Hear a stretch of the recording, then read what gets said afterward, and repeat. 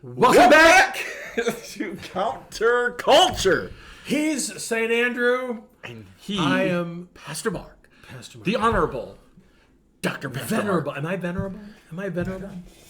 Are you Producer, enlighten. Am I venerable? Look it up and tell me if I'm venerable. I think I'm venerable. Does that mean? Venerable doesn't mean It could be I'm dead. Everybody out there. Maybe you got to be dead All to be these venerable. people out there are going like, It yes, sounds Mark, very. You are a corpse. I know. But are you dead? No, I just smell like it. Right. Okay. She'll look it up I and don't give us think the. Yeah, we need to I fix could it. be venerable someday though. Cranky, cantankerous, grumpy. If it Right. means Right. that Okay. could There be. you go. Whoa. Wait a minute. What? Okay. Wait. What? Ah, I love those two words. Wait. all right. What? Listen, Go. are you ready to work? I am. All right. Wait a minute. I'm working? This is work. I want a raise. You can have one. Quadruple. 10% of what whatever I'm I getting. paid you yesterday. I've been so. Maybe that's really good because you get to be my friend, and so you get 4 times as much of being my friend. That's really good. Why you do not look excited about this? I am, So there are people who would pay to be my friend, or maybe it's I pay well, them. your wife thought they said, "I'll pay you to be his friend" because they didn't have it. Anyway, all right, which I have not gotten my check in a while, by the way. All right, carry on, my wayward son. All right, go on. Are you ready? I am. All right. I am. I digress. I need you to read 16 through 21 of James chapter 1. Don't be deceived, my dear brothers. Every good and perfect gift is from above, coming down from the Father of the heavenly lights, who does not change like shifting shadows. He chose to give us birth through the word of truth, that we might be a kind of firstfruits of all he created. My dear brothers, take note of this. Everyone should be quick to listen, slow to speak, and slow to become angry. For man's anger does not bring about the righteous life that God desires. Therefore, get rid of all moral filth and the evil that is so prevalent, and humbly accept the word planted in you, which can save you.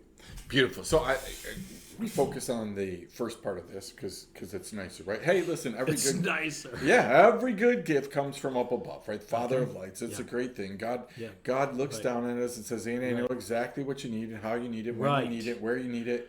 Right? Yesterday, driving around on my tractor, out in the field by myself, God sent me the perfect gift at exactly the right time, exactly when I needed it. It was really funny. He knows. If you're out in the middle of your hayfield, going around in squares. I said all day yesterday I was going around in circles, and then at the end of the day realized all I'm doing is going around in squares. You don't go around in circles in the hayfield. You go around in squares. Okay. God sent me the perfect gift. It's fantastic, right? And you're like, oh, thank you. But then we move on to verse 19, right? And now all of a sudden, this is the part that we like to skip, right? So we like the first part, but we don't like the second part, right? Where God says, "Know this, my beloved brothers, let every person," let every person usually means every person, right? That probably means I am not the exception, which I like to think that I am, right? Let every person be quick to hear or listen, right? What? Slow. What did you say? Something? Slow to speak, right? Slow to speak. Slow to anger. Okay. All right, we live in a culture Yes. that if we could apply these Don't three do any of things, these things. if we could apply these 3 things. First of all, let me make this clear. We need to really start this in the Christian culture. That'd be super helpful. Good. Yeah. I watch people all the time getting really quick to anger, mostly because they're not slow to speak And they're not listening. and they're not listening. They just get angry. 2 ears, 1 mouth. Listen more, talk less. But we do a lot of predetermining. We when we decide that somebody doesn't like us, respect us, or somebody doesn't, it doesn't matter what they say. It does like literally they could be saying something and everybody else could be laughing and we're angry. Or they could say something that was true. It's from God. So here's my question. I want to tie these 2 things together. Is it ever possible that God creates the perfect gift in the form of somebody who drives us crazy? Someone else's rough edges might be the very thing that files down ours. Yeah, is that true? Is it possible? Oh, I know it's true. So why? So counterculture is if we understand that truth, Yeah. why do we get so frustrated with people that are probably helping us file down our? I love spending time with. You have horses, so you know about Yeah. shoeing. There's that thing called a rasp. Yep. It's a file. Looks painful. It looks painful, and it could be. It's like a cheese grater. You ever done a cheese grater? I have. Next thing you know, there's skin in your cheese. Knuckles. Yeah, whoa, what happened here? You know, I hate those things. They scare me to death. But there's nothing like it though. Fresh cheese. Oh, Okay. it's good. Yeah. That the very thing that because most of us don't like to. We certainly don't like our ideas challenged, and we don't like our theology challenged. Yep. And so, isn't it interesting? You as I pastoring and preaching Sundays, and we're speakers. We get paid to open our mouths. Wait, you do? Yeah, Okay. and we get paid to think too. By the way. I joked one time in my first church. I said, "Well, I don't get paid to think." And one of my board members looked at me and says, "Yes, you do, Pastor." Okay, Yeah, actually, you do. you do. Yeah, and maybe you should start doing it one of these days. Maybe we should pay you more. Yeah, maybe we should pay more. So,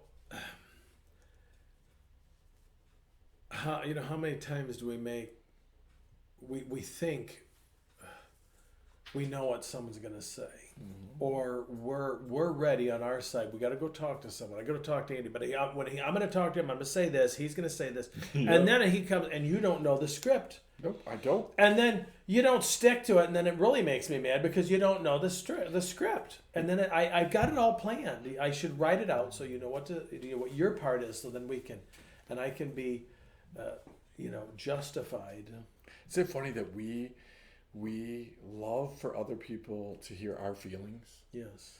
and we can't stand it that they would have any kind of reactional feeling in return, right? Like the fact that we would say something to somebody and that would elicit a response from them drives us crazy. Even though we want to talk at people and not have them necessarily respond, just go yes. Like we were taught that in school. Or we say, let's have a conversation. What they really mean is, I'm gonna do all the talking, you do the listening, and I'll tell you how you're supposed to feel. Yeah, James says if you want to do this Christian thing right, you need to be slow to speak. So I was thinking about what you said last time, about listen, we're constantly giving credit. In the 80s, the book came out, the devil made me do it, right? The whole concept. And we're just constantly giving the enemy credit for everything. Sometimes it's just, I'm an idiot. Yeah, I there's that one people. I'm so glad I don't have one of those signs out in front of my church where I got to come up with sayings every week, because I've had those and I'm like, oh gosh, I got to come up with another saying. There's one I've seen. It says, I love it. It says, everything happens for a reason. Ellipsis, which means ... And sometimes because you did something stupid. Right, so many times.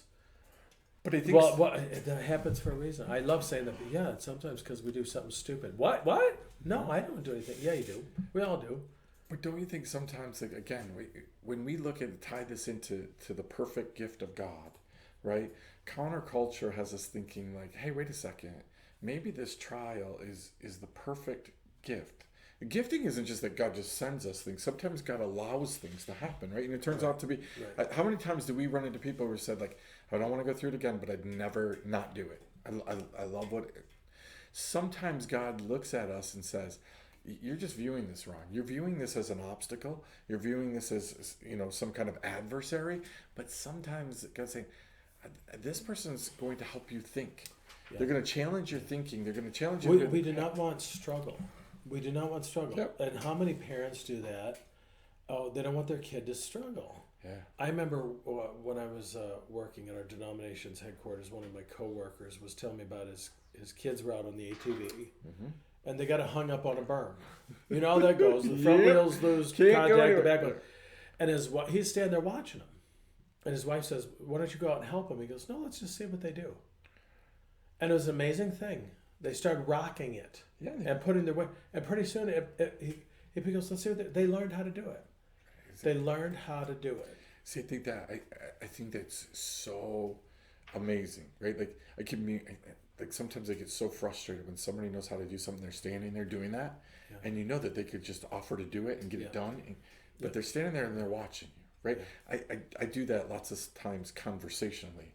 Right? You could interject, you could fix some theology, you could fix something, but sometimes you're I'm going to let this conversation go on because I want to see. And sometimes God says, listen, I think God sometimes watches that. Like, I could zap you right now. I could zap you all right now. But I'm going to let this conversation go on because I want to see the growth in it. I want to see Exactly. what you learn in the whole thing, right? I love the end of it, right? Slow to anger, right? For the anger of man does not produce the righteousness of God. When we find ourselves getting angry with people, it doesn't matter what they've done. We're just wrong.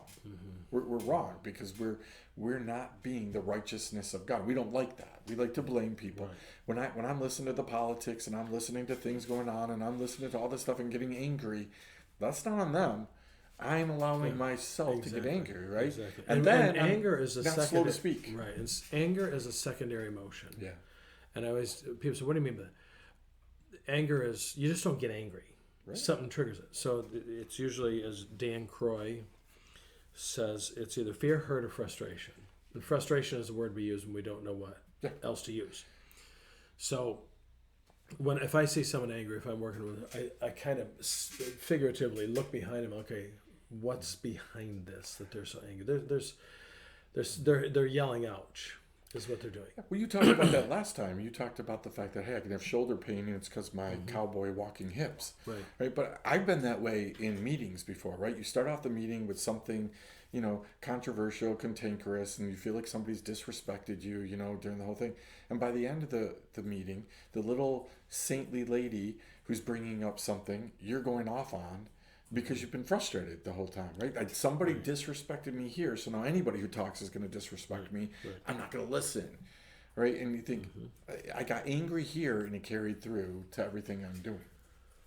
What is it? My wife, who is a counselor, told me that many times the way people react, it's halt, hungry, angry. That's not it. That's not it. They stand for something, but it's like they're either hungry, they're tired, they're she always tells me this and I can never remember it. But there's somebody's yelling it right now. Yeah. There's so many. Okay, what are they? Are they hungry? Or what are they? Are they tired? I mean, we had someone in our prayer group this morning. They had been awake since 2:00. That can make a person a little on the irritable side. Well, you look at it and you say that's where the love covers over a multitude of sins. Right? When you know somebody loves you, right? Then what they do to you, you can easily be like, oh, they were up late. They were this or this. It's when I'm not sure that you love me. Now I have problems. I remember dealing with someone one time, and they were like, well, my husband, the only person he ever cusses around is me. He doesn't cuss around anybody else, and he's always angry when he does it. I said, well, it's kind of a backhanded compliment. Yeah. You're the safest person for him to be real with his emotions. Oh, I didn't think about that. So it's not, we take everything so personally. Right. And so sometimes it's not personal. Yeah. It's actually a compliment. It could be a compliment, but thanks it could for being be a safe place. Yes, thanks for being a safe place. But also we have to say, wait a minute, is this about me? Or is there something else going on here that has nothing to do with me? I just happen to be the scratching post. And as pastors, we get that a lot. It's funny because as pastors, we don't often have those safe places, right? So when you get that confident, when you get that person that you can do that with, right?